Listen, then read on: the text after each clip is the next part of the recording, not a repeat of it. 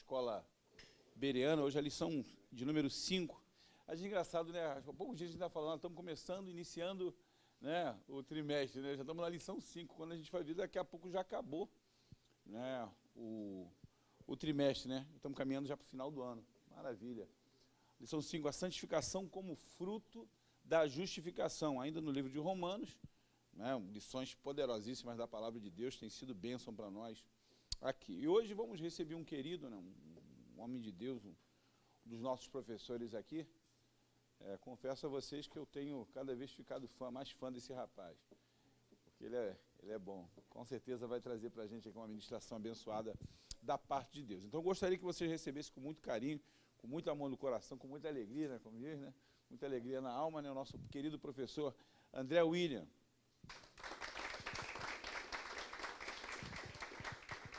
Você que está no lugar da pessoa que sempre diz que eu tenho que fazer oração, deveria ter me lembrado, mas você não me lembrou. Mas como ele me lembrei dele, não orou, né? Não orou, então. Ia falar, eu sei. Mas você está de copiloto aí, André, não falou, né? Vamos orar pela... Deus, louvamos o teu nome, Senhor, nessa noite, te agradecemos pela tua boa mão, pela tua graça divina.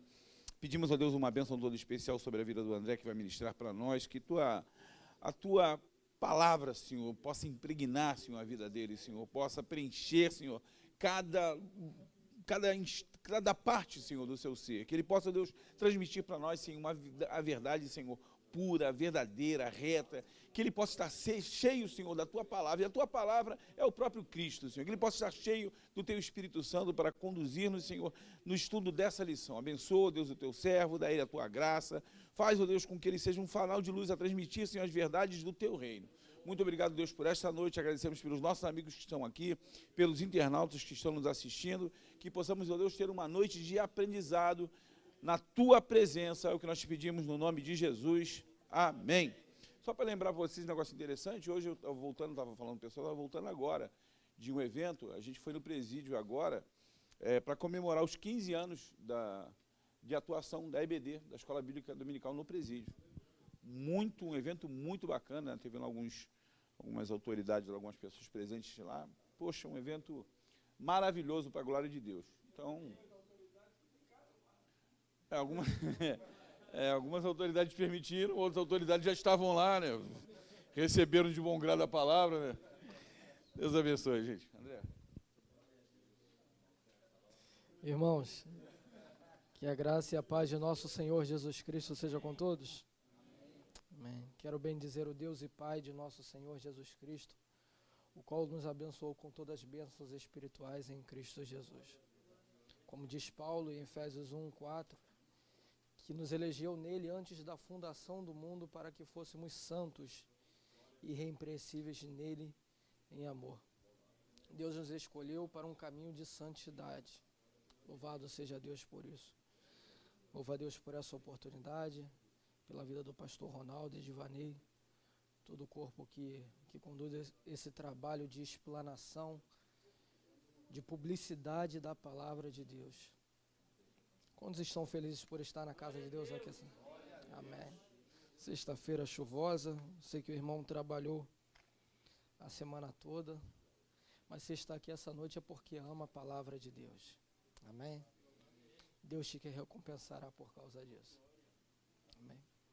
Meus irmãos, a lição de número 5, a santificação como fruto da justificação. Nós temos caminhado nesse tratado teológico do apóstolo Paulo sobre essa temática, o livro de Romanos e a justiça de Deus. Homens muito hábeis, chamados por Deus, pessoas realmente instrumentalizadas por Deus, têm falado sobre esse assunto. Falar sobre isso é chover no molhado, né? Mas permita-me fazer alguma consideração sobre a revista, sobre o tema. Realmente acima da média, né? O que Paulo escreveu à igreja em Roma. Paulo é tomado de um êxtase, de um preenchimento, como o pastor falou na sua oração, da palavra de Deus. Eu gosto muito da Epístola aos Hebreus, mas eu tenho que reconhecer que a carta aos Romanos, realmente o cara estava cheio. É tão cheio que ele encerra a parte doutrinária, a parte revelacional, que finda no capítulo 11. No capítulo 12 ele vai falar da vida em comunidade cristã, do culto, da conduta cristã, mas até o capítulo 11, no final, Paulo vem trazendo revelações da parte de Deus, e ele tem consciência de aquilo que Deus está dando para ele está acima da média. Tanto que ele fecha essa parte de ortodoxia para entrar na ortopraxia da seguinte maneira, Romanos 11:33. Ó profundidade das riquezas. Ou seja, ele recebeu tanto de Deus que ele para e louva a Deus. Ó profundidade das riquezas, tanto da sabedoria como do conhecimento do Senhor. Porque quem compreendeu o intento do Senhor, ou quem foi o seu conselheiro? Quão insondáveis são os seus caminhos, quão inescrutáveis são os seus juízos. No 36 ele diz, porque dele, por ele e para ele sejam todas as coisas de glória, pois a ele eternamente. Amém.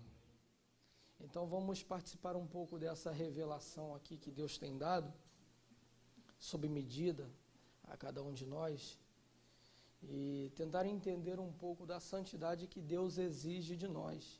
Como eu disse, ele está sendo preenchido por essa revelação da parte de Deus, e eu fico admirado, porque nós vemos ali o máximo da produção literária de um camarada que nós podemos considerar um gênio da retórica, da habilidade de discursar, de escrever, ainda que não tenha sido ele o escritor manual, né? Tércio escreveu, está lá em Romanos 16:22, mas ainda assim Paulo teve uma contribuição muito significativa. É como se fosse a melhor obra de um grande artista, tipo a Mona Lisa de Da Vinci, tipo a escultura de Moisés que Michelangelo fez, ou o teto da Capela Sistina, Romeu e Julieta de Shakespeare. Ou seja, é um grande artista confeccionando uma grande obra, só que com um diferencial. Sobre esse grande artista, sobre esse grande autor e escritor, ainda estava uma dose extravagante da unção do Espírito Santo de Deus. Eu acho que o nosso maior desafio é esse, é pegar as nossas potências, as nossas habilidades, os poderes que Deus nos dá, os talentos, porque Deus dá o talento a cada um de nós, e subordinar isso à unção do Espírito Santo. Olha, Sansão, Josué, Davi eram homens de guerra, mas não fizeram o que fizeram porque tinham perícia na guerra. Fizeram o que fizeram porque, além das suas capacidades, o Espírito do Senhor estava sobre eles. Então, que sejamos cheios do Espírito do Senhor, do Espírito de revelação, do Espírito de conhecimento, do Espírito de poder, do Espírito de sabedoria e de fortaleza e de temor do Senhor. Que Deus nos enche essa noite com a sua palavra. Bem, falar sobre santificação como fruto da justificação, nós temos subido a escada, os degraus, né? Falamos na semana passada e na retrasada também um pouco disso, sobre a justificação. Agora nós vamos ver que a santificação é um fruto, é um resultado da justificação que nós recebemos por causa da fé em Cristo Jesus. Mas o que seria santificação? Vamos voltar um pouquinho aqui na história da revelação de Deus. Deus fez o homem conforme a sua imagem, conforme a sua semelhança. Estava impresso em Adão e Eva, o primeiro casal, características que faziam menção à natureza santa, perfeita de Deus. O homem criado, ele reproduzia o caráter de Deus, os ideais de Deus, os valores de Deus na terra. Só uma pincelada sobre esse assunto, para a gente entender o quanto o homem era parecido com Deus. Como é que Deus aparece na Bíblia Sagrada? Qual é o primeiro atributo de Deus na Bíblia? Revelado. Gênesis capítulo 1. Bereshit, Bará, ou seja, no princípio, criou. Deus é criador e criativo. E Deus faz o homem, o primeiro casal. Qual a primeira atividade de Adão na terra? Não vou dizer que eu pago um Big Mac no final, mas alguém se candidata a falar? Primeira atividade de Adão na terra. Antes tem uma tarefa. Deus disse a Adão, dê nome aos animais. Exercício de criatividade. Essa é uma prova que esse ser humano criado por Deus, ele aparece na Bíblia da mesma maneira que Deus aparece. Deus é o Deus criador e criativo. O homem criado por Deus tem que proceder e andar nos mesmos passos que o seu Criador. Deus é o Deus criativo. Não vou falar muito sobre esse assunto, mas tenha certeza disso. Deus é um Deus criativo. E esse Adão, criado por Deus, ele tem o que os teólogos gostam de chamar de imago Dei, imagem de Deus. Ele anda na terra demonstrando como é que Deus é, como é que Deus faz, como é que Deus age, como é que Deus pensa, como é que Deus governa, porque o homem também foi feito para governar. Mas houve uma ruptura que nós chamamos de queda. A queda é a corrupção da imagem de Deus na vida do homem. Está uma discussão interessante aqui para nós pensarmos o quanto o pecado estragou ou corrompeu ou entorpeceu a imagem de Deus na vida do homem. Nós não podemos mensurar, mas sabemos que o homem foi contaminado pelo pecado. Isso, de certa forma, embaçou ou corrompeu ou até mesmo fez com que o homem perdesse a imagem de Deus. Quando Deus vem nesse projeto, chamado projeto de santificação, Ele quer voltar a fazer com que o homem reproduza a sua imagem, para que o homem volte a se parecer com Ele. E como é que Ele faz isso? Ele dá um exemplo. E qual é o exemplo para que o homem volte a ser a imagem de Deus? É a revelação do Filho de Deus, que é a imagem do Deus invisível. Paradoxalmente, Jesus é a imagem daquilo que não pode ser visto.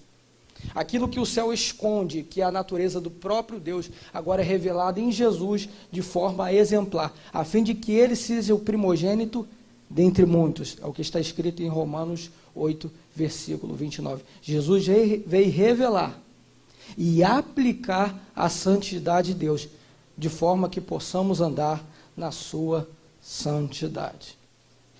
Nosso textuário: porque o salário do pecado é a morte, mas o dom, carisma, a palavra no grego, gratuito de Deus é a vida eterna em Cristo Jesus, nosso Senhor. Essa palavra aqui, dom, que Paulo está utilizando aqui, não é dom no sentido de habilidade. É dom no sentido de favor, de uma bênção, uma dádiva, uma dádiva concedida por Deus. Ou seja, quem recebe não tem mérito. Deus escolheu dar, Deus escolheu fazer, Deus escolheu doar. O dom gratuito de Deus é a vida eterna. Os objetivos da lição: primeiro, apresentar a santidade divina como modelo e alvo, conscientizar-se de que a identificação com Jesus faz do cristão alguém morto para o mundo e vivo para Deus, e apreender, não aprender, mas apreender determinadas características da santificação. Nós vamos ver santidade aqui a partir do exemplo. Nós temos homens espetaculares na Bíblia Sagrada. Moisés é um exemplo de mansidão. Ele suportou aquele povo 40 anos, um povo que Deus disse: olha, vai todo mundo morrer de 20 anos para cima. Mas Moisés ainda subia no monte para interceder. Ele é um exemplo de mansidão. Jó é um exemplo de paciência. Mas quando Deus quer ensinar sobre santidade, Ele não dá a nenhum desses o direito de ser exemplo para nós. Ele diz: sede santos, porque eu sou santo. O que impõe a nós a obrigação de santidade não é a vida de Moisés, não é a vida de Elias, não é a vida do sumo sacerdote Arão, não é a vida de nenhum desses homens. É a existência do próprio Deus, que subsiste pelos séculos dos séculos em santidade. E compreender algumas diferenças vitais entre o pecado e a graça de Deus. Nós não podemos banalizar a graça de Deus. Eu vou abrir e vou fechar dessa maneira. Graça não é uma ferramenta, um modo que Deus desenvolveu para viver de maneira aceitável com o pecado. Não é isso. Graça é a ferramenta de Deus para a aniquilação do pecado. É o poder de Deus contra a ferramenta do diabo. Entenderam isso? Graça é poder para vencer o pecado. A santidade de Deus. Eu falei que o exemplo de santidade na Bíblia Sagrada é o próprio Deus. Então, só a gente vai olhar a santidade de Deus como exemplo para nós entendermos a santificação. Antes, duas considerações básicas. Se o irmão lê, não é uma regra de hermenêutica a nível técnico que eu estou falando, mas é o espírito das Escrituras que nos ensina isso. Se o irmão lê a Bíblia com cuidado e com atenção, quem quiser pode anotar essas coisas, já percebeu essas duas coisas aqui. Princípios para a compreensão da revelação. Primeiro, da revelação progressiva. A revelação de Deus é montada aos poucos. Deus não fala tudo de uma vez. E Deus não fala tudo para uma única pessoa. A revelação é processual, progressiva. E segundo, da normatização celestial. Revelação não é ideias novas. Revelação não é inventar a roda. Revelação é o esclarecimento das coisas que estão ocultas no céu. Então, quando Deus traz uma revelação a uma pessoa, Ele está dizendo a respeito de algo que já existe no mundo espiritual. E nós vamos entender a santidade de Deus a partir disso daqui. Tanto que Jesus nos ensina a orar o seguinte: venha o teu reino, seja feita a tua vontade, assim na terra como é no céu. Moisés, quando tem a revelação de como confeccionar o tabernáculo, Êxodo 25, versículo 9, Deus diz o seguinte: tenha o cuidado de fazer tudo quanto eu tenho te mostrado. O escritor aos Hebreus vai dizer o seguinte, que ele fez conforme o modelo celestial. Às vezes nós lemos o Antigo Testamento e somos tomados de um sentimento, de uma ideia de celeridade, de ler superficialmente texto. Para que tanta liturgia? Para que tanta formalidade? Para que tanta decoração no templo, no tabernáculo? Mas isso aponta para a forma de culto divino, da maneira que se processa a adoração no céu. Esses dois princípios vão reger o nosso entendimento aqui essa noite. O trono de Yahvé Sabaoth. Isaías capítulo 6. No ano que morreu o rei Uzias, eu vi o Senhor assentado no alto e sublime trono, e o seu séquito enchia o templo. Os serafins estavam por cima dele, por cima do trono, cada um tinha 6 asas. Com 2 voavam, com 2 cobriam o rosto e com 2 cobriam os pés. E clamavam uns aos outros dizendo: é o Senhor dos exércitos. Isaías, ele teve uma visão do trono de Deus. Apocalipse capítulo 4, João é arrebatado ao céu e ele diz que vê os seres viventes louvando o trono, o mesmo trono que Isaías viu, é louvado por esses seres viventes. E eles dizem: Santo, Santo, Santo é o Senhor Deus Todo-Poderoso, o que era, o que é e há de vir. Então a ideia do trono é a expressão da santidade de Deus. Mas Ezequiel, à beira do rio Quebar, também viu o trono de Deus, mas sob outra perspectiva, a parte inferior. Nós também temos Daniel, no capítulo 7, ele fala que viu o trono de Deus. Só que é cheio de detalhes. Ele fala de alguns minerais que compõem essa visão, e tudo na Bíblia tem sentido. Então, só para a gente tomar gosto, depois o irmão estuda Êxodo, capítulo 28 e capítulo 39, você vai entender a santidade de Deus de forma exemplar para nós, a partir dessas visões do trono. Lembra, a revelação é processual, não foi só um profeta que viu. A revelação é progressiva. E segundo, ela é normativa para a nossa vida. O que o céu está expressando a partir da visão do trono é o que Deus exige para nós de santidade. Sobre o trono, acima do trono há um arco na visão. Esse arco é uma referência à palavra de Deus. Gênesis capítulo 9. Depois da chuva, o que Deus estabeleceu no céu como acordo entre ele e a descendência que viria sobre a terra? Um O arco. E Deus disse, olha, Noé, toda vez que o arco surgir sobre a terra, eu me lembrarei da minha palavra para que eu não destrua a terra com chuva. Não é para que você se lembre, Noé, é para que eu me lembre que não destruirei a terra. Só que isso, na visão dos profetas, está por cima do trono e por cima do próprio Altíssimo. A única coisa que Deus coloca acima dele, em nível de santidade exagerado, extravagante, superior, superabundante, é a sua palavra. A palavra de Deus é a coisa mais santa que nós podemos conhecer. Quer ser santo? Leia a palavra de Deus. Jesus disse, santifica-os na verdade, a tua palavra é a verdade. Então a santidade que tem em Deus, ela é expressa e revelada em nós e nos alcança e nos transforma, é a santidade da sua palavra. A palavra da sua fidelidade. Isso é tão verdade que Hebreus capítulo 6, versículo 17 e versículo 18 diz o seguinte, que querendo Deus mostrar mais abundantemente aos herdeiros da promessa a imutabilidade do seu conselho, se interpôs por juramento, para que por meio de duas coisas imutáveis, nas quais é impossível que Deus minta, tenhamos uma grande consolação, nós que nos apegamos à esperança que nos foi dada. Vou explicar isso. Olha o que Deus está fazendo. Eu dei a minha palavra a vocês, mas eu não estou satisfeito que vocês sejam convencidos pela minha palavra. Eu vou mostrar de forma abundante que a minha palavra é fiel. Eu coloco a minha promessa. Eu juro pela minha palavra. Deus se submetendo à sua palavra. A palavra de Deus sujeita todas as coisas, porque até o próprio Deus se submete a ela. Salmo 138, verso 12 está escrito, Senhor, porque engrandeceste a tua palavra acima de todo o seu nome. A palavra de Deus é superior a todas as coisas em santidade. Quer ser santo? Leia a palavra de Deus. Segundo, o que está no trono.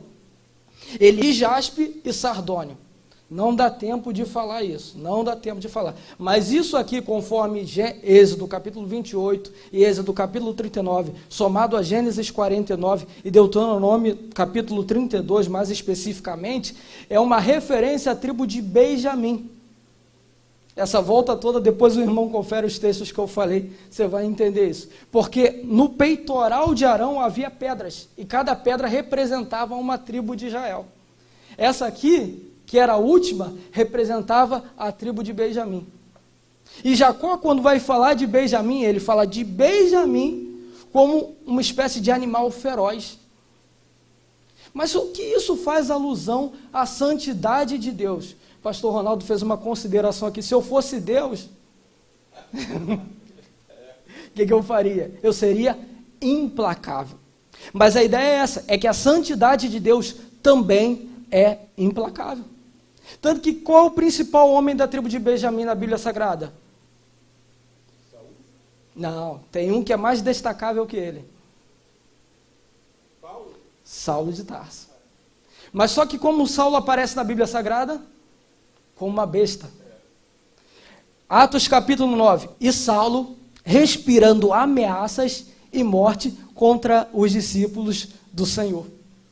Só que Deus o trata como um animal também. Porque ele o derruba e diz, olha, Saulo, duro é para ti recalcitrar contra os meus aguilhão. O que é aguilhão? É a ferramenta para espetar o animal. Quando Deus está dizendo que ele é como jaspe, está dizendo que a sua santidade é implacável. Existem campos na santidade de Deus que Deus não admite ser tocado. Deus não suporta afronta. Nadab e Abiú morreram mexendo com coisas santas. Uzá morreu tocando em coisa santa.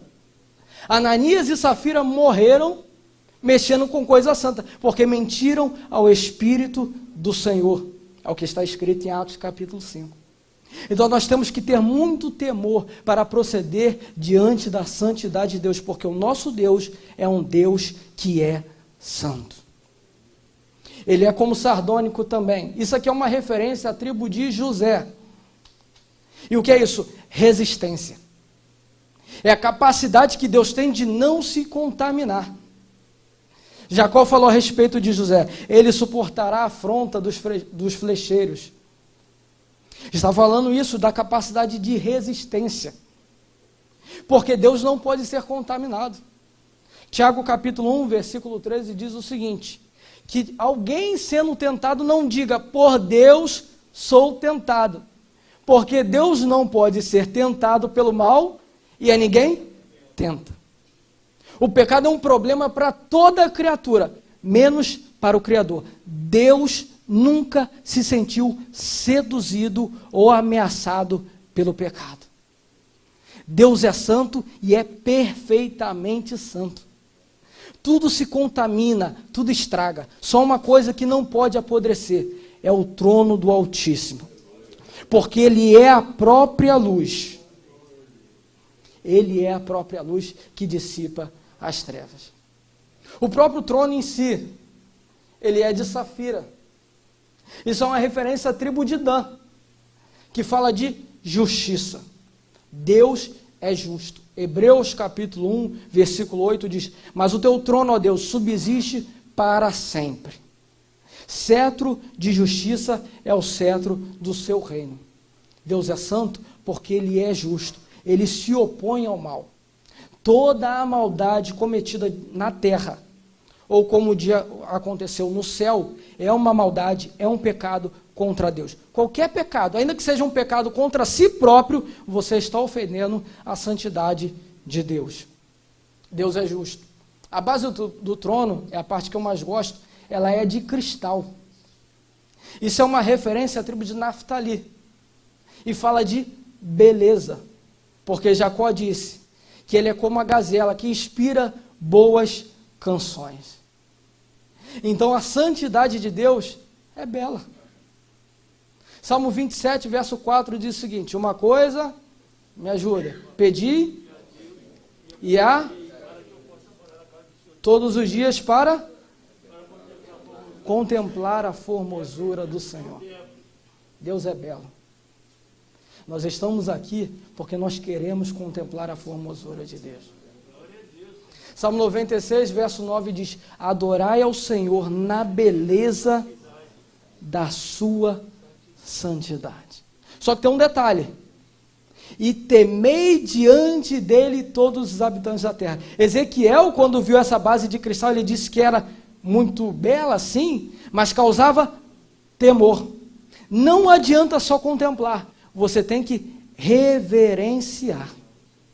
Você tem que estar diante da presença de Deus, não só em euforia, em alegria, mas também em reverência.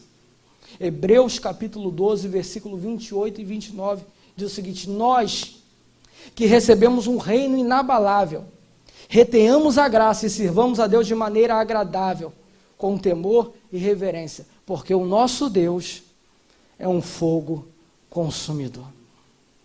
Nós cantamos há pouco dia uma canção, tem fogo em seus olhos, eu não sabia, acho que é tão lindo assim, né? Deixa eu dizer, ele tem fogo nos olhos, fogo no corpo, fogo, ele é fogo puro, inteiro. Por isso nós temos que reverenciar a sua santidade e declarar que ninguém é como o Senhor nosso Deus.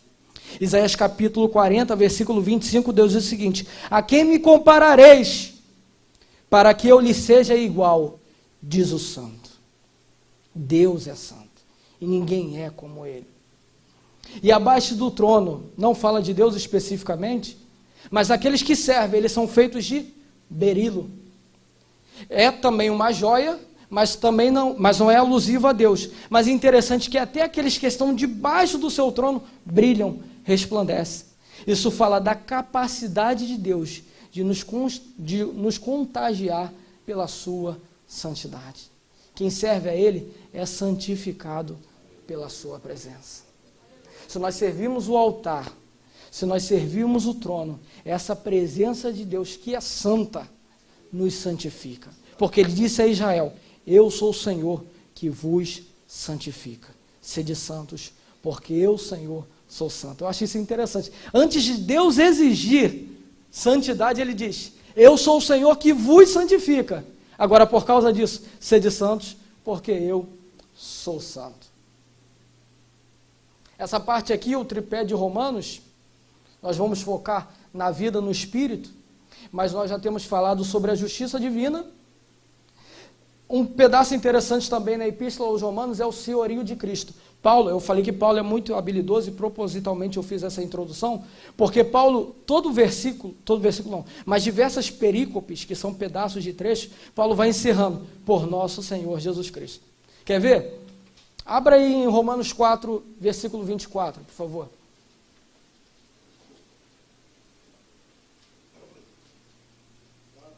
Quatro, 24, quem puder ler, por favor.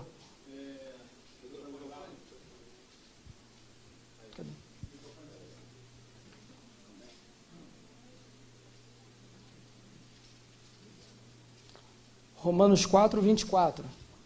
Mas também por nós, a quem será tomado em conta, os que cremos naquele que dos mortos ressuscitou a Jesus, nosso Senhor.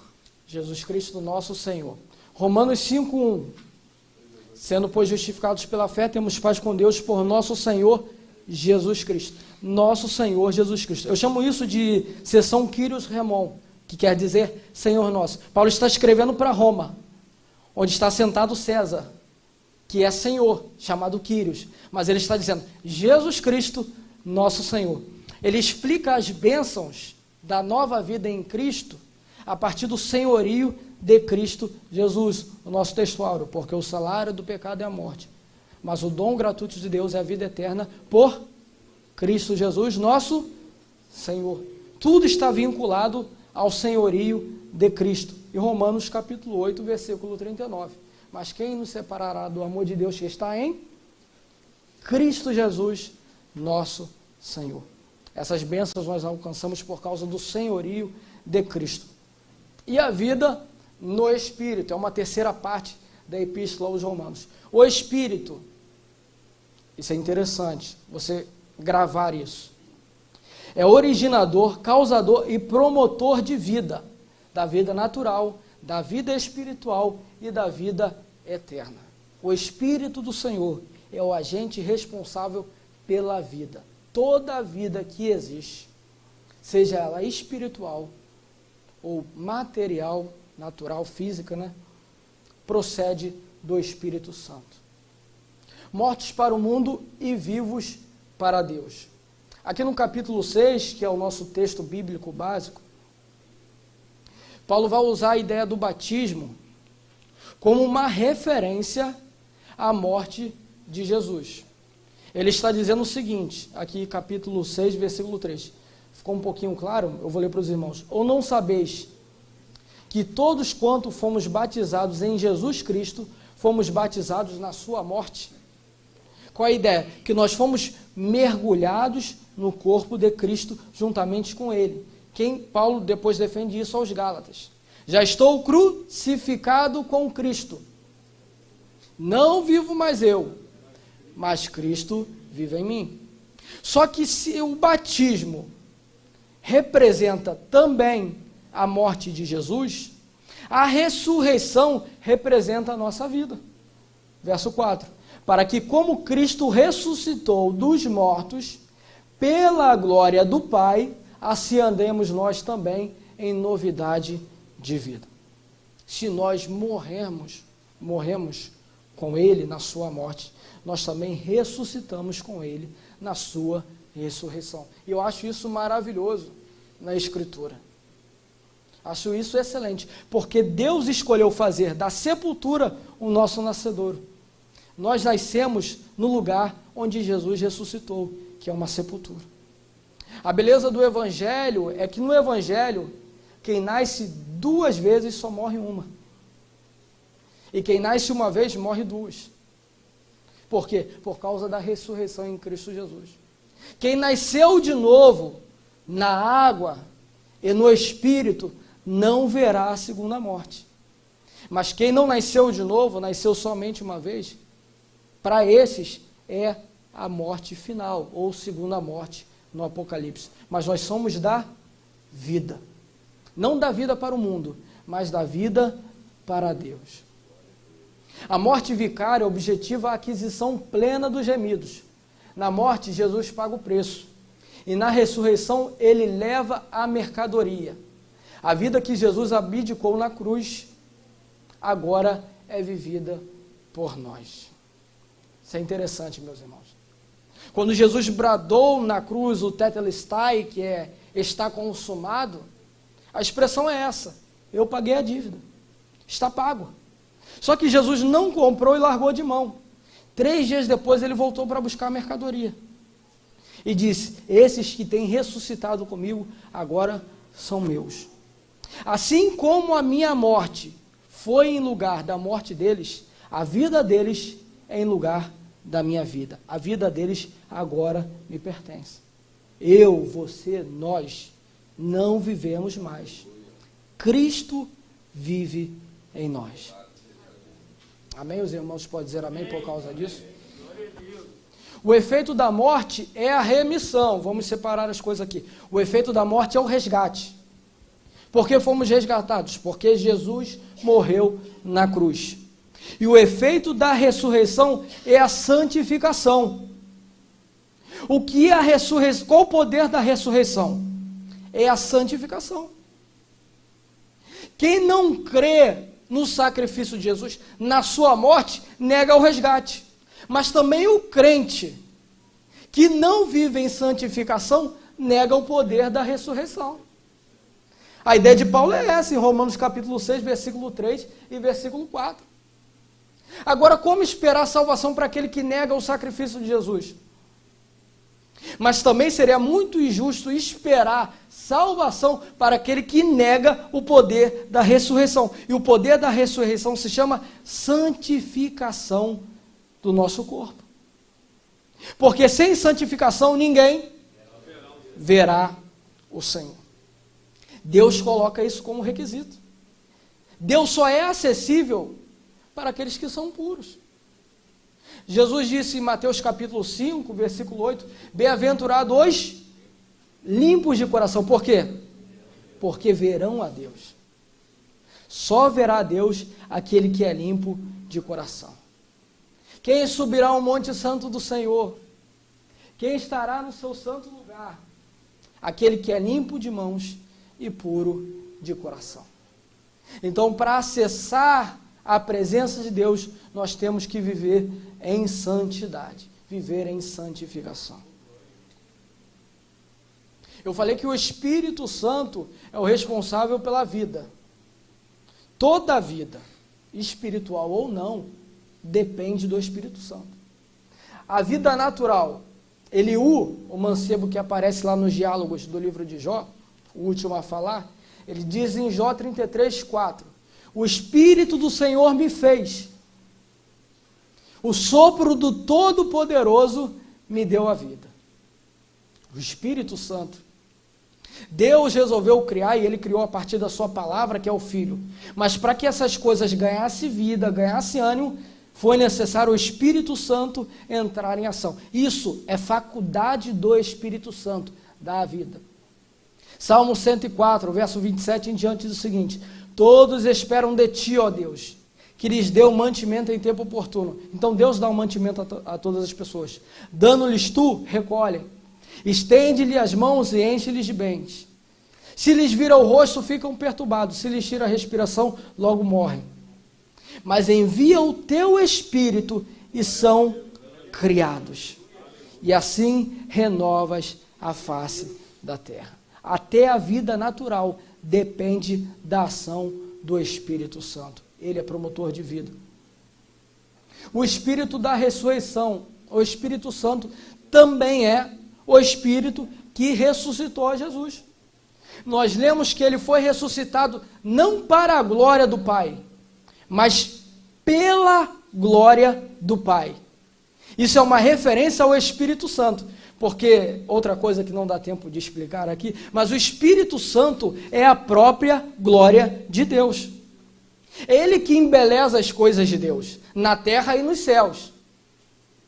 No céu por dentro e por fora. Tudo que é glorioso por causa do Espírito Santo. Até nós. Deus nos faz transformados pela glória do Espírito Santo. Jó 26, verso 13 diz o seguinte: porque pelo seu Espírito, Senhor, enfeitaste os céus, e a sua mão formou a serpente enroscadiça. Então, é o Espírito Santo que adornou os céus. Na visão do trono de João, você vê o trono de Deus e o Pai assentado sobre o trono. Você vê o Cordeiro tomando o livro e se assentando no trono. Onde está o Espírito? Está em todo lugar, decorando as coisas. Os olhos, os espíritos que estão sobre toda a terra, de João, é o Espírito Santo de Deus que está sobre toda a terra. Então, quer ter uma vida bela, quer ter uma vida gloriosa, encha-se do Espírito Santo de Deus, que é a própria glória de Deus em nós e por nós. Então, o Espírito de transformação, somos transformados. E nós, 2 Coríntios 3,18, com cara descoberta. Eu vou descarregar algumas coisas aqui para os irmãos. E nós com cara descoberta. Isso fala do poder do Espírito Santo transformador nas nossas vidas. Por quê? Porque os serafins estão diante do trono. Como é que eles estão? Com 6 asas. O que eles fazem? Cobrem o rosto. Isso é referência à glória transformadora do Espírito Santo. Porque os anjos já passaram do estado probatório. Já estão santos diante de Deus. Quem depende de glória transformadora somos nós. E nós não somos igual Moisés, que tinha uma glória que desvanecia, que caía, muito pelo contrário. Nós com cara descoberta, refletimos a imagem de Deus.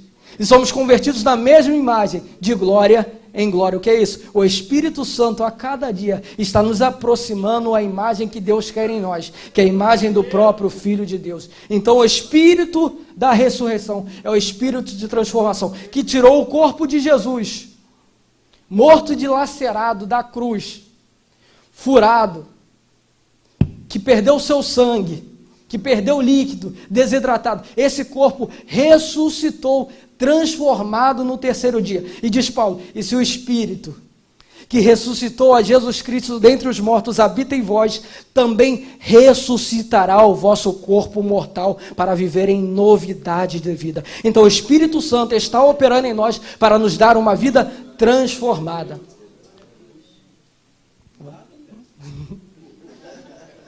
Uma nova vida. Nós temos a adoção.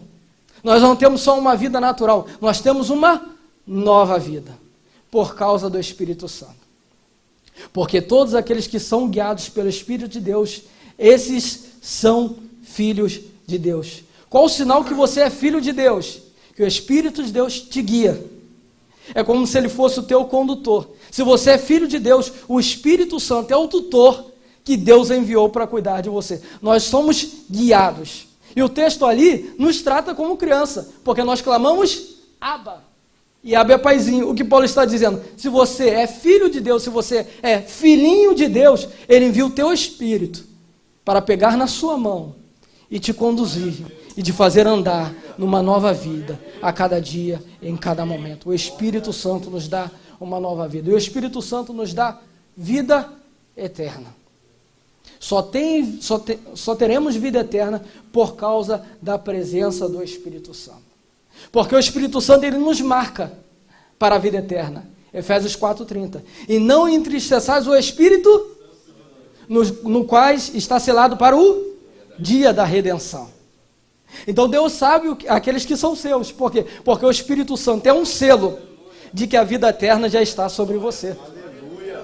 Deus está olhando o céu. Os seus olhos varrem a terra, Provérbios 15:3. Mas ele vem destacando, esse é meu, esse não é.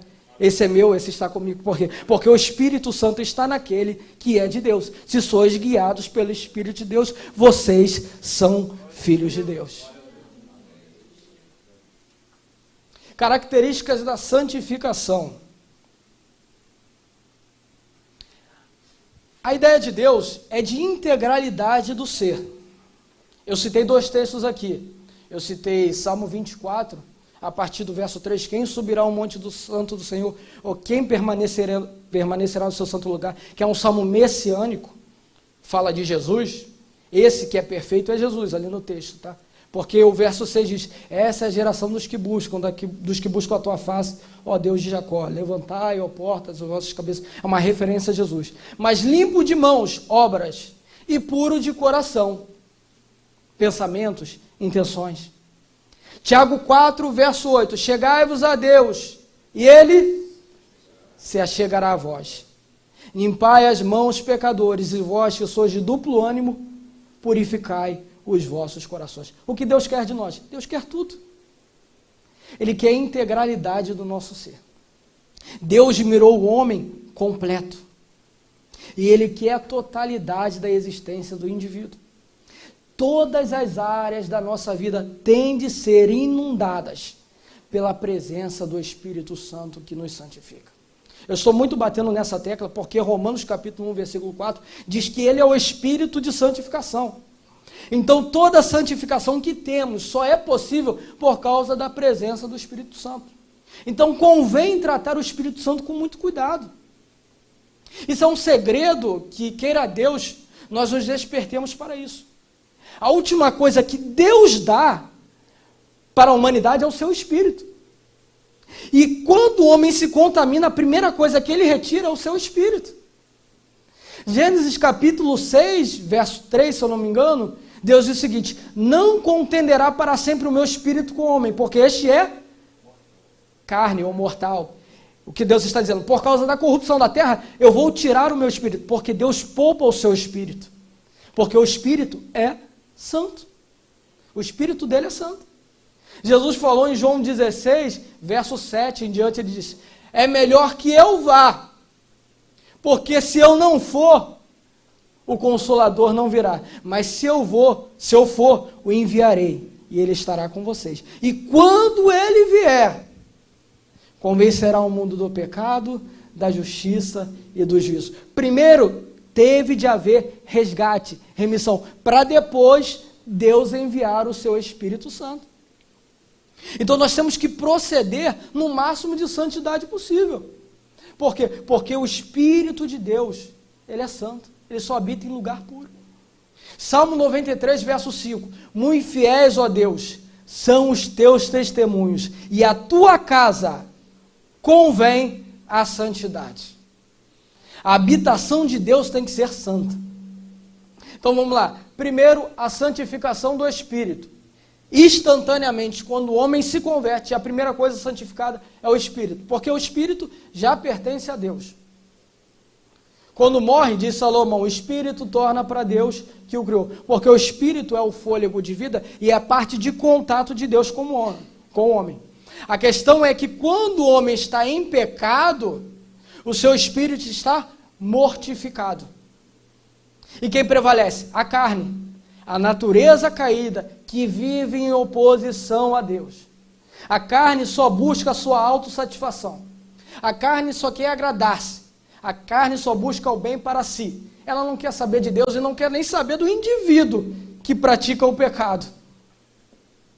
Ela faz mesmo que às custas da própria destruição. Pode falar. Enquanto isso eu bebo uma água aqui. Quando o senhor fala sobre a carne, né, que gosta do pecado, se agrada daquilo que desagrada a Deus, o senhor está falando da alma, é isso? Vamos lá.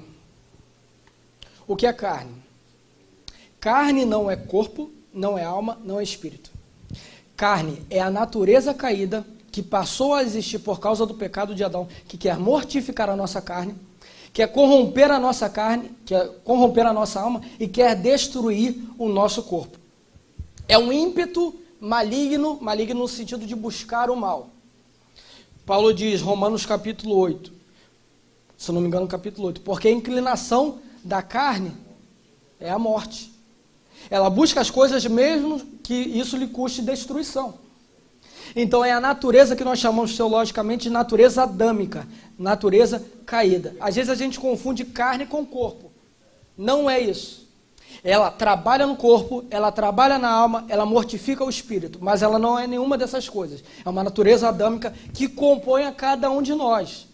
Calvino dizia que o homem, desde a queda, é mórbido e moribundo. O que é isso? É doente e mortal.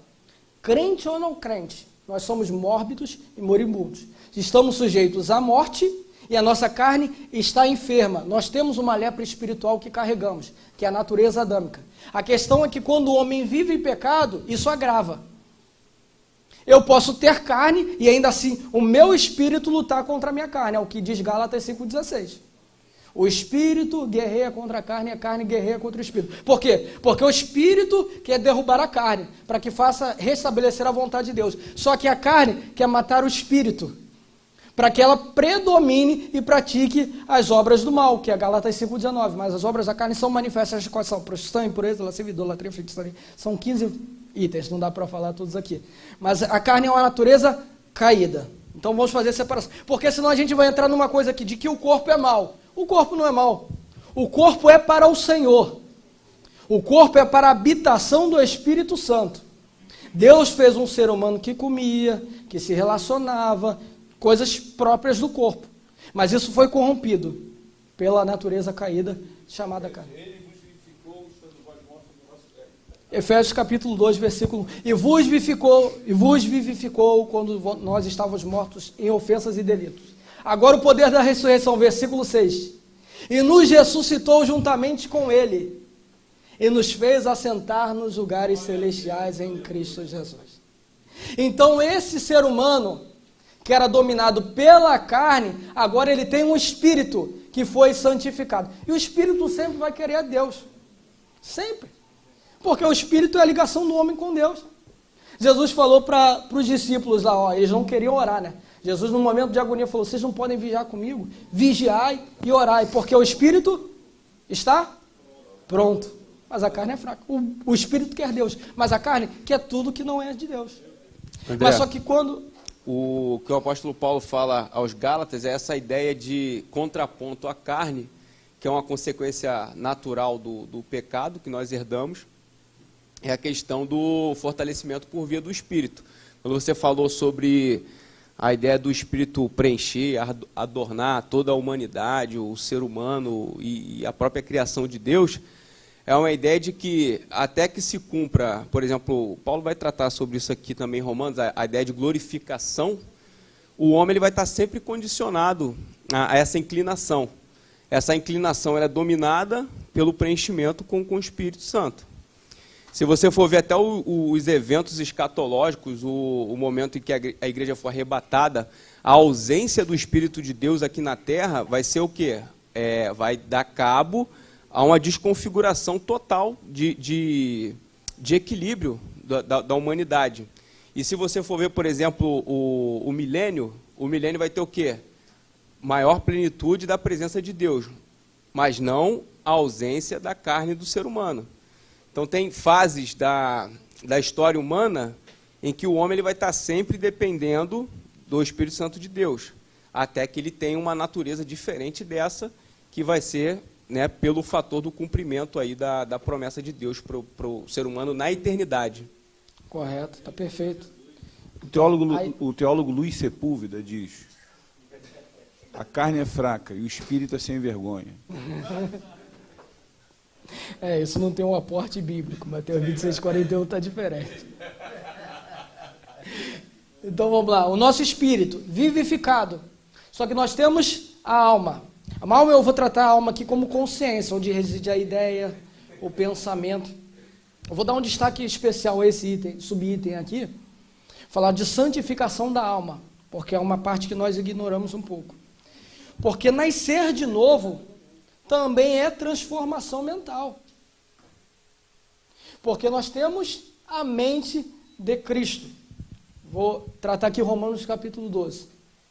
Diz o seguinte, que nós temos que se apresentar a Deus vivos, como sacrifício vivo, santo e agradável a Deus, que é o vosso culto racional. Culto racional no grego ali é latreias lógicos, serviço inteligente, é o que Paulo está falando. A gente acha culto ali como cerimonial religioso. Não é isso. Culto é serviço da mente, serviço inteligente.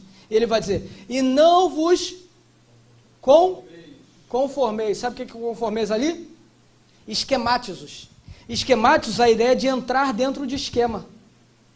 O que Paulo está dizendo é o seguinte, não entrem no esquema deste mundo, porque este mundo tem um esquema, que é um plano, escrito por quem? Por aquele que governa este mundo. O príncipe dessa época, o príncipe deste tempo, ou o príncipe deste mundo. Paulo falou isso à igreja em Corinto. Então Satanás, ele traça um plano operacional para o mundo. E quem está no mundo está regido pelas ideias do diabo. Paulo falou, acabe com isso. Transformem a mente de vocês, e transformarem a metamorfose pela metanoia. Mudem a forma pela mudança de mente. Eu mudo a mente, eu mudo a forma. Quando eu mudo a forma, eu não me comporto mais no esquema que Satanás tramou. Aí eu sou repelido para fora dele. Por quê? Porque eu não caibo mais nisso. Por quê? Porque eu tive uma transformação. Agora o bonito do texto é isso. Porque eu não estou dentro do esquema de Satanás.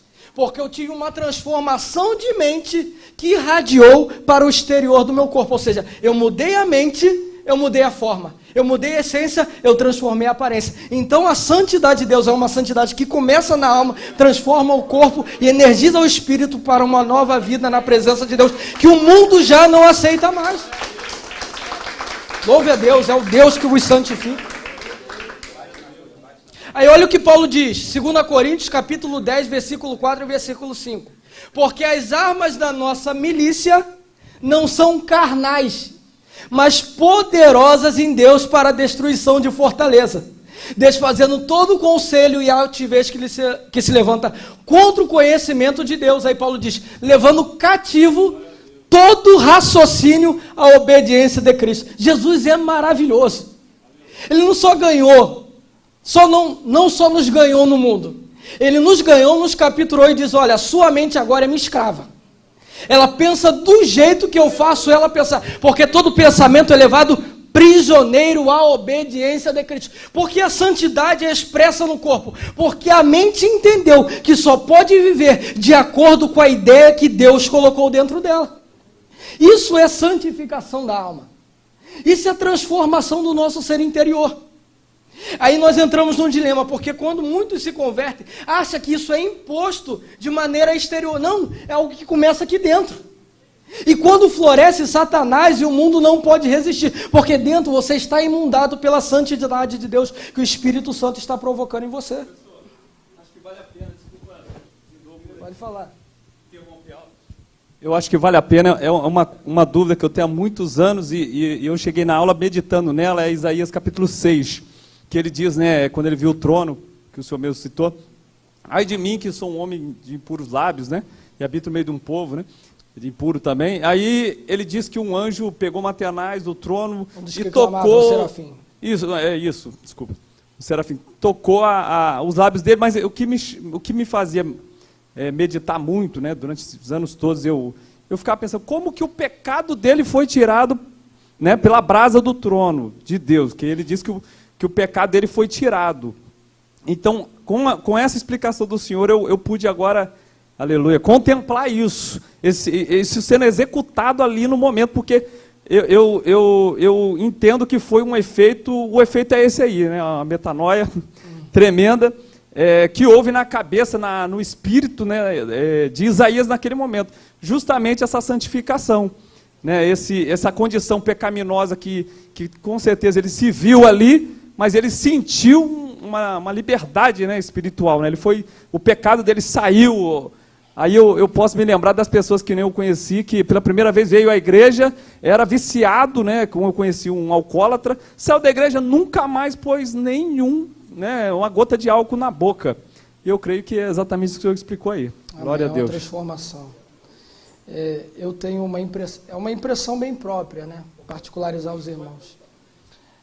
Pelo menos eu concebo a presença de Deus, pelo menos até onde eu experimentei, de um jeito diferente. Eu acho que a presença de Deus é algo tão imponente, tão avassalador, que até o maior profeta messiânico treme diante dela.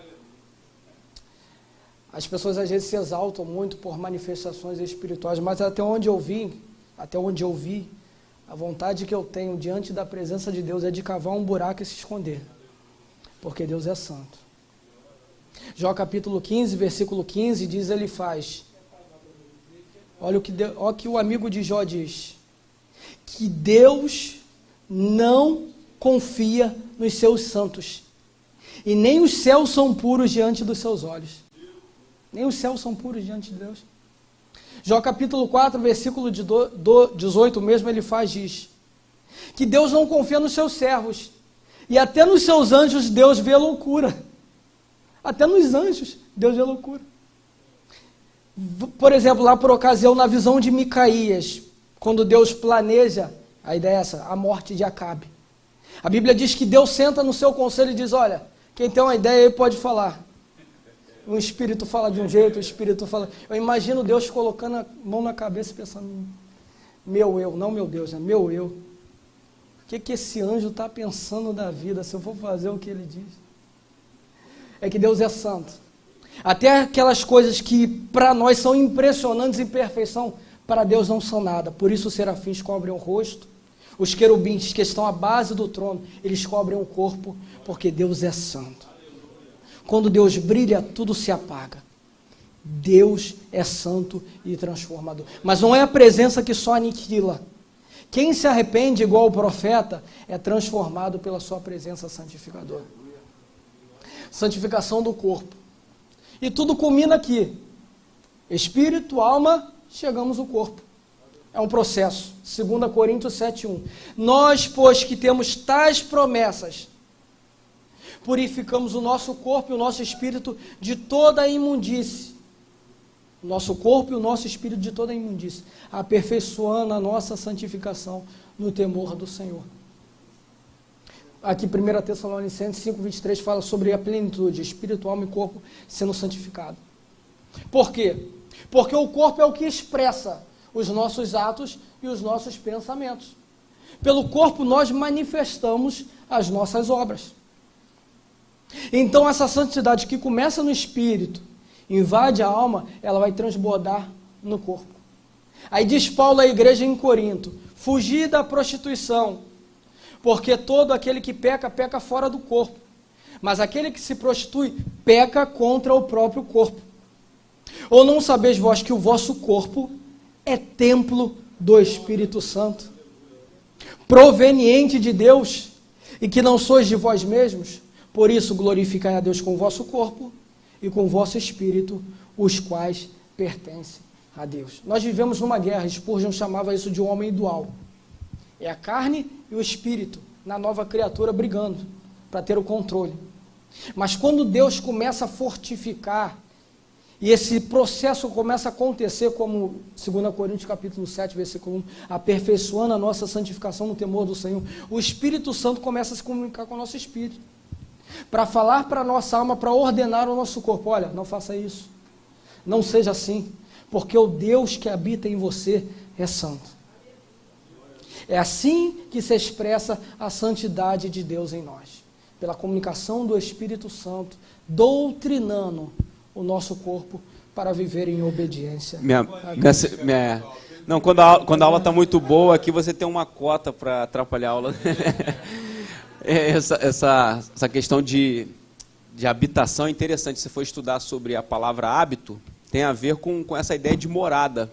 A gente, quando faz alguma coisa sem pensar, é porque nós já, na verdade, fomos esquematizados por um determinado hábito. Quer dizer, você não precisa mais pensar para poder agir, você simplesmente tem aquela prática porque criou-se um hábito. Isso é, algo na sua mente que desencadeou numa prática que não precisa mais de que você dê comando, né? Então você faz aquilo ali de maneira reiterada e de uma maneira... Né?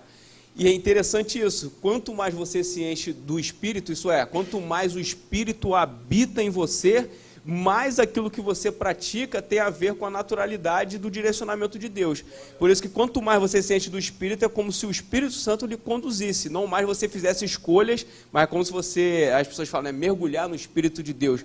Então você mergulha, ele te conduz, você não mais toma, vamos dizer assim, as decisões em relação a saber o que é ou não a vontade de Deus, porque o Espírito Santo agora te conduz.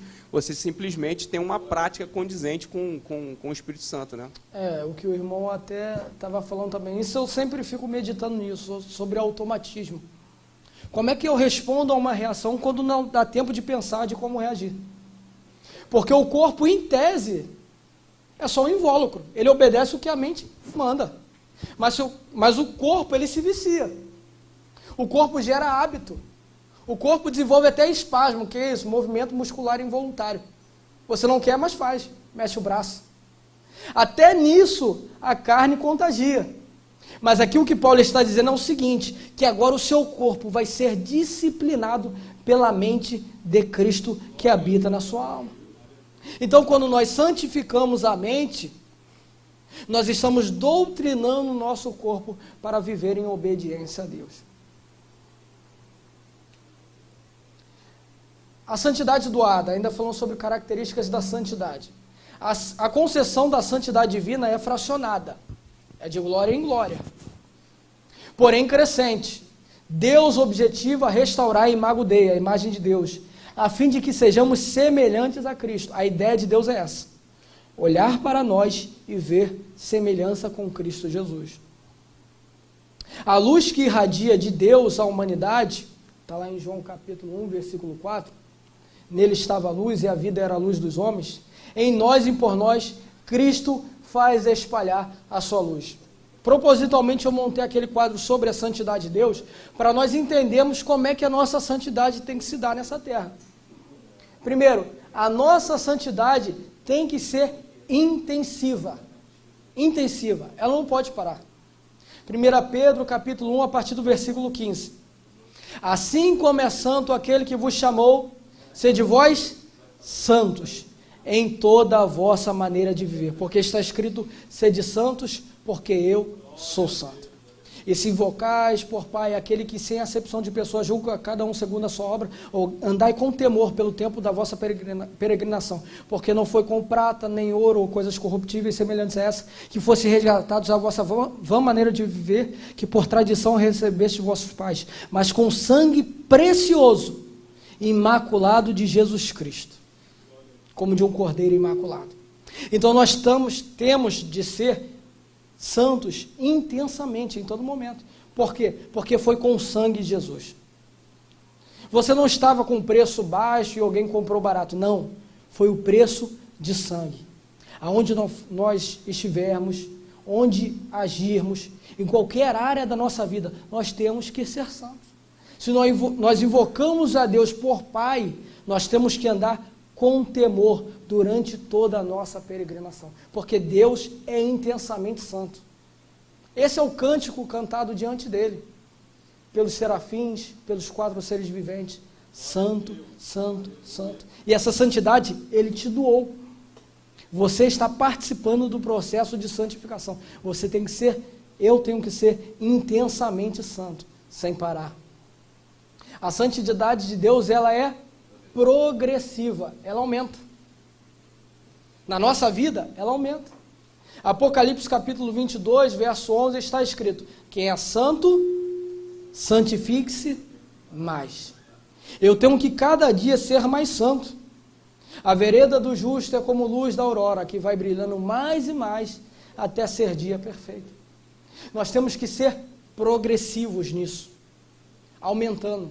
Se eu era relativamente santo ontem, hoje eu tenho que ser mais. Eu tenho que crescer em santidade para com Deus, porque isso é um processo.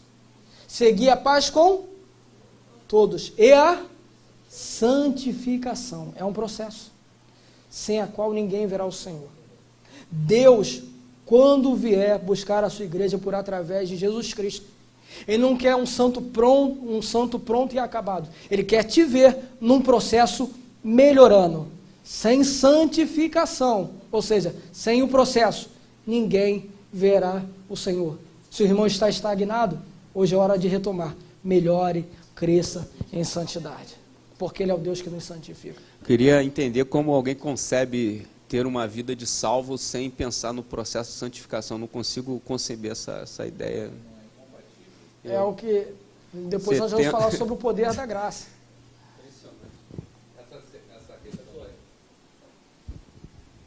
Essa questão que você citou de extensiva, dentro desse processo de santificação, ela é extensiva no sentido também de aquele que se submete ao senhorio de Cristo, a obedecer, a buscar a santidade de Deus, não de forma externa, exterior para querer aparecer, porque tem muitas pessoas que acham que santidade está no exterior, não é?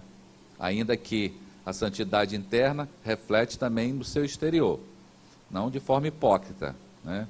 Mas ela é extensiva também no aspecto de você entrar numa dimensão espiritual que normalmente, se você não vive esse processo, você jamais vai alcançar.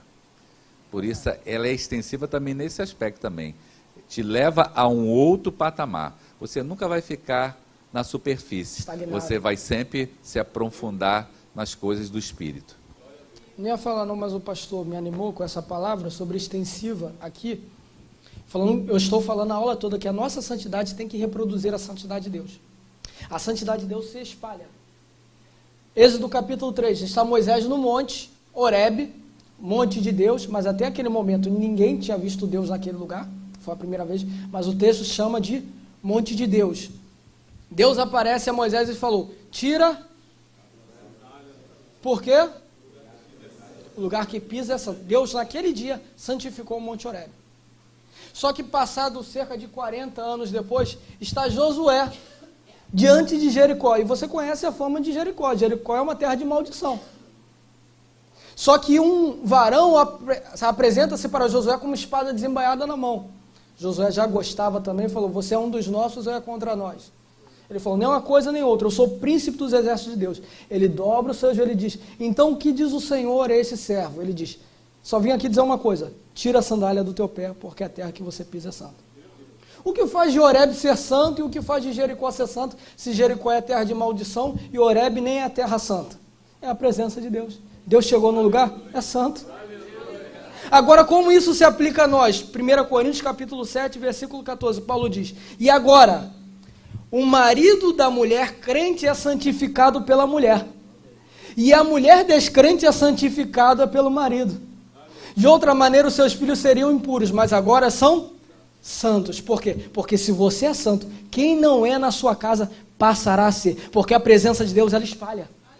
A santidade que está em Deus estará em você, e aonde você chegar, Deus colocará o pé, e onde Deus colocar o pé, a terra é santa.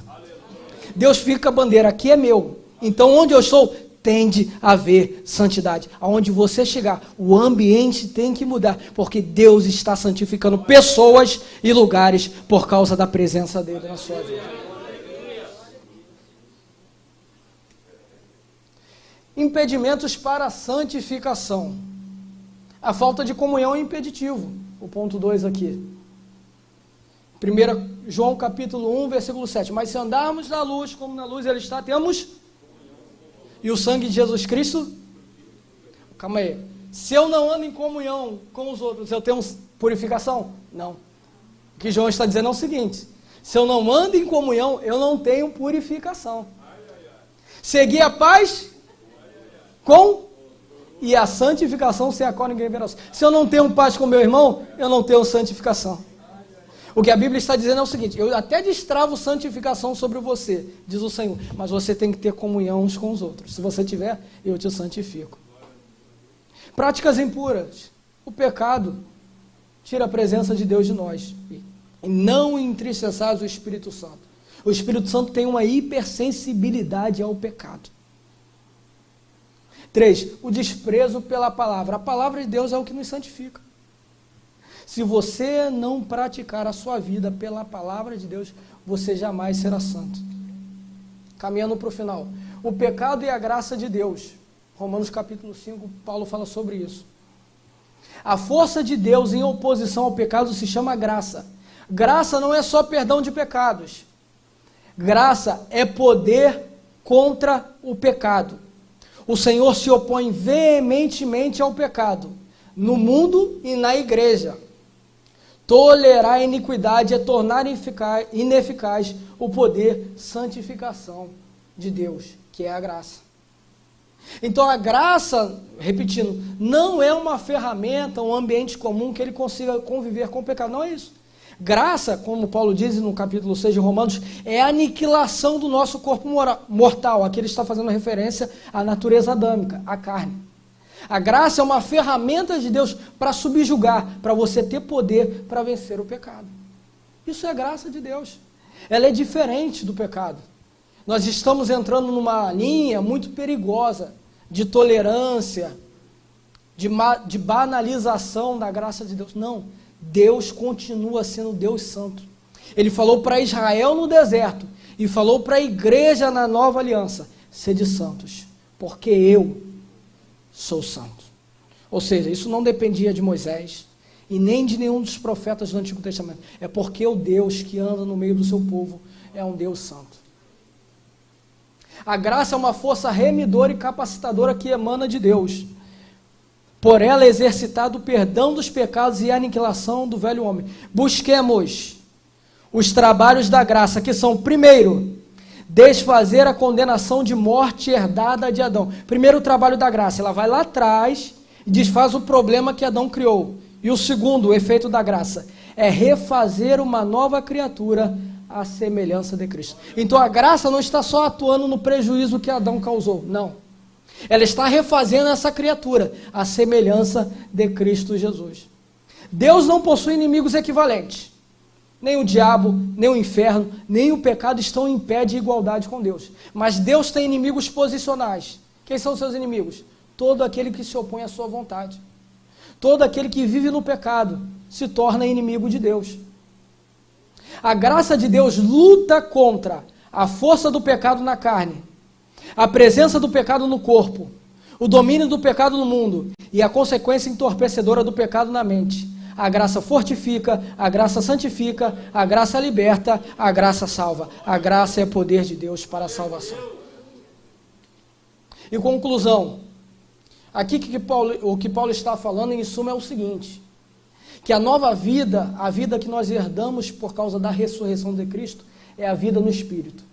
A justificação é a fé no sacrifício de Jesus, enquanto a santificação é o poder da sua ressurreição no nosso corpo mortal. Então nós temos justificação porque nós cremos no sacrifício de Jesus, e temos santificação porque Jesus ressuscitou dentre os mortos. E segundo, santidade e a santificação. Nós somos santos posicionalmente. O que é isso? Nós temos o status de santos a partir da nossa conversão. Somos santos. Estamos em Deus, já somos santos. Só que a santidade, além de posicional, ela é processual. Nós temos que crescer em santidade. Deus nos posicionou santos nele. E nos elegeu nele antes da fundação do mundo, para que sejamos santos e irrepreensíveis em amor. Porém, a continuidade desse processo se afirma pela pureza corpórea, para a habitação do Espírito Santo. O que fazemos para não perder a condição de santos é continuar no processo de santificação. Andemos em santidade. Foi rápido. Andemos no temor do Senhor. Que Deus nos abençoe e ajude a viver o poder da ressurreição, que é o poder da santidade. Não vamos entrar naquela de que a graça de Deus banaliza, suaviza, tolera, não. O trono é santo, a presença de Deus é santa, e esse poder que procede do trono alcançou a sua vida por através da ressurreição de Cristo Jesus. Você tem poder para vencer o pecado. Amém? Por causa de Cristo Jesus, nosso Senhor. Que Deus abençoe a sua vida. Glória a Deus. Eu aqui algumas mensagens dos nossos internautas. André, para você saber aqui. Está aqui. Coisa linda. Bom, a Marli Fátima, a Luzca Maria, aqui, a Natália Soares e mais algumas pessoas estão assim, glória a Deus! Comentário do nosso internauta, glória a Deus, André, glória a Deus pela tua vida, glória a Deus por essa lição maravilhosa. Você passou aqui no crivo, só aqui, ó, pastor Hélio está aqui se assistindo, nosso amigo Túlio Pereira de São Paulo, Adriana Goulart, todo mundo aqui dizendo aqui, ó, que coisa linda, gente, coisa linda. E eu só escrevendo aqui, ó, procure esses e outros conteúdos lá na Fábrica EBD. Se você não conhece, se você ainda não participou, não foi lá assistir, vale a pena. Até a Adriana fez aqui uma consideração, ela colocou aqui, ó, para quem for dar essa aula, essa lição, eu vou acrescentar, recomendo o texto A Santificação Sempre Segue a Justificação, de John Robert, enviado pelo nosso irmão Luiz Alberto. Texto excelente, disponível no Tesouro da Fábrica EBD. Luiz Alberto agora está ajudando a gente também a subir os conteúdos da fábrica, assim que termina a escola beriana, já tem lá, já está... no momento em que ela está acontecendo, ele já está fazendo lá o upload lá. Então, bacana. Se quiser depois, pode ir lá assistir, ver novamente. Cara... Aí tem um orgulho desses caras, mano. Pô, meus irmãos mais novos aí. Meus irmãos mais novos, os caras estão mandando muito bem mesmo, coisa linda. Eu fico pensando depois, cara, como é que a gente vai ministrar depois que esses caras falam aqui? Né? É complicado, né? Graças a Deus, eu sempre coloco alguém no meio. Assim, né? Antes, né? Para eu esquecer, né? Que aí me compara com um, né? Que... Tô brincando, senão eu vou colocar, né, a pessoa que vem na semana que vem numa posição difícil. Mas, André, Deus abençoe a sua vida, é sempre maravilhoso.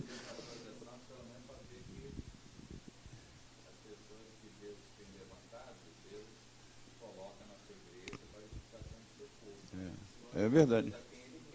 É verdade, é verdade. É verdade. Graças a Deus, a gente tem tido assim... Aqui, eu digo para vocês, gente, é um prazer assim, estar na escola, para mim, né? Na escola bereana, mais do que simplesmente um rito, uma obrigação, alguma coisa que a gente faz porque está na nossa cota de responsabilidade, como às vezes vejo algumas pessoas fazendo, caiu no meu colo, eu vou ter que administrar. Não, eu venho aqui com um prazer enorme. Sabe? A gente vai ficar durante a semana pensando assim, o que fulano vai falar, né? Qual é a anotação que eu vou fazer? Qual é o ensinamento que eu vou extrair? Não é? O que eu vou aplicar daquilo que ele me trouxe? Cara, tem que te dizer, André, Deus te abençoe. Deus te abençoe. Deus abençoe todos vocês que vieram aqui, que partilharam desse momento.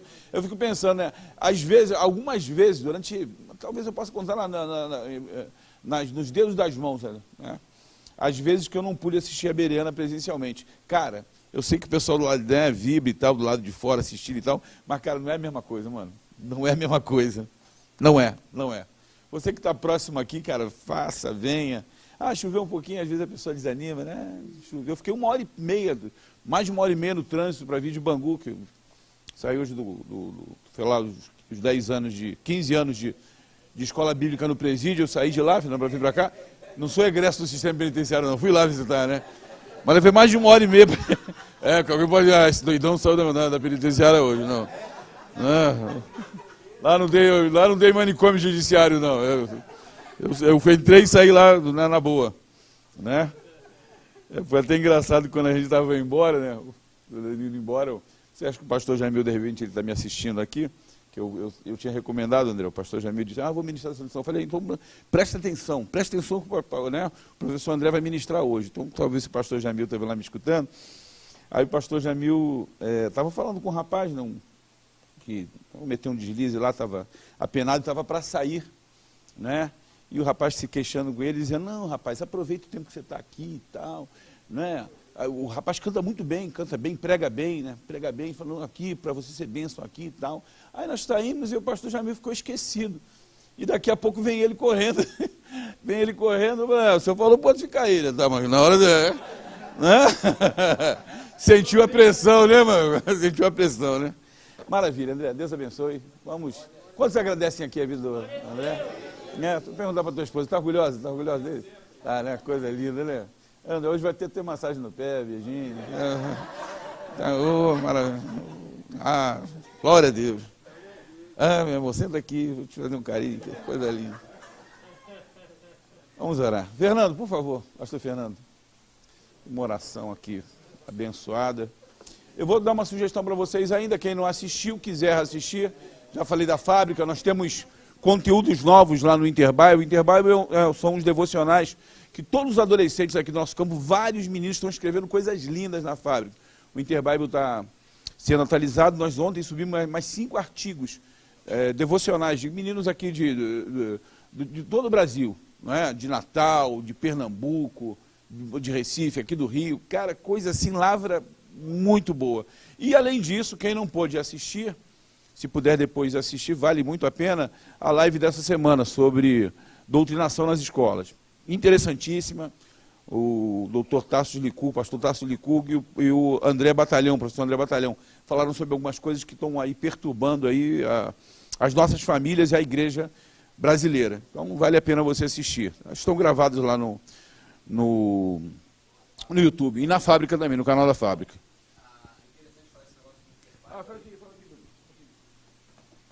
a Adriana, que coordena esse trabalho, né? E ela, inclusive, trabalha com os devocionais também, escritos por pessoas de renome, né? Que contribuem lá.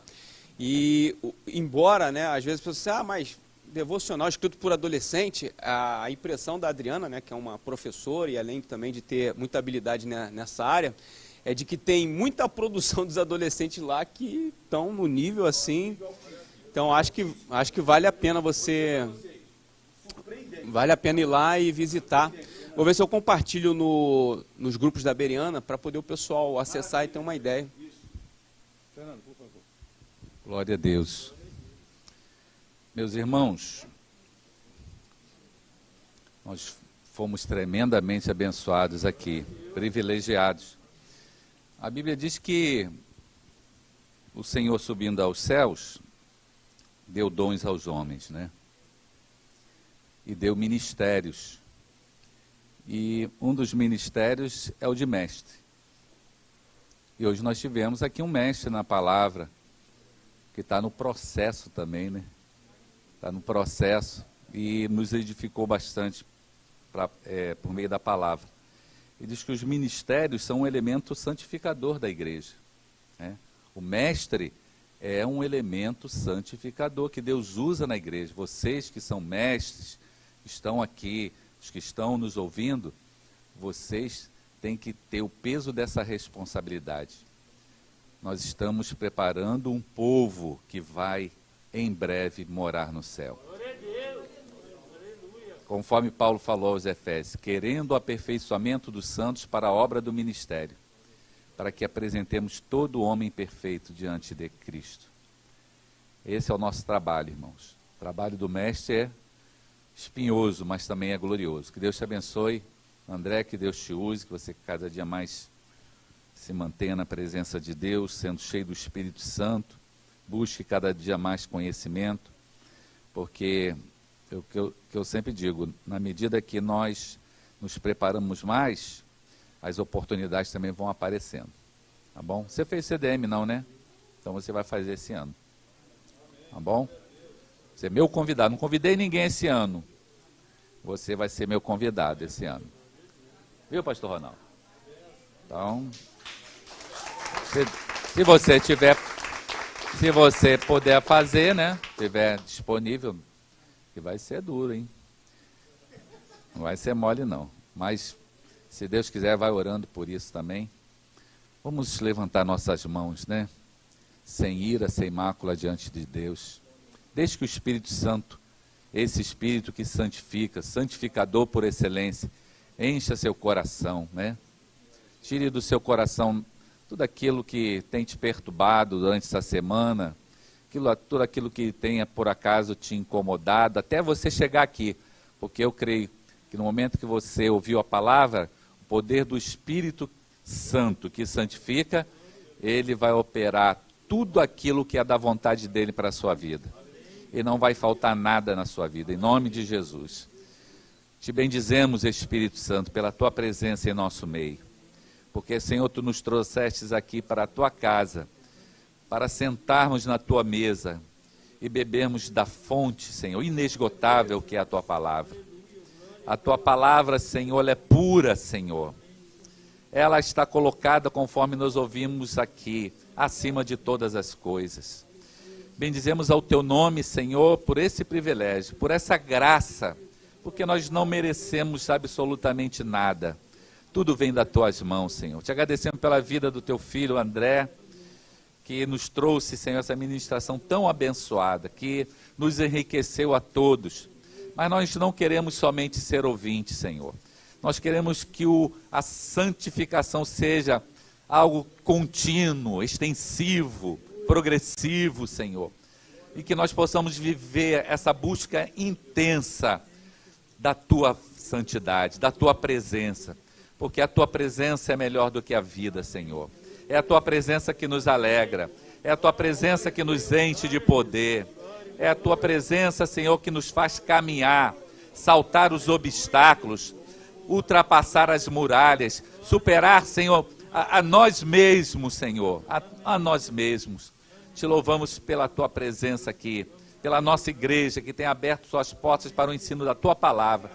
Oramos por todos os professores da nossa escola bíblica dominical, pela liderança do pastor Ronaldo, do Edivanei, Senhor, nesta obra. Cada professor, dá a cada um dos teus filhos graça, poder, sabedoria, para que eles, ao estiverem diante das suas classes, eles possam, cheios do Espírito Santo, ministrar uma palavra edificadora, para que nós preparemos, Senhor, para o dia da volta de Jesus.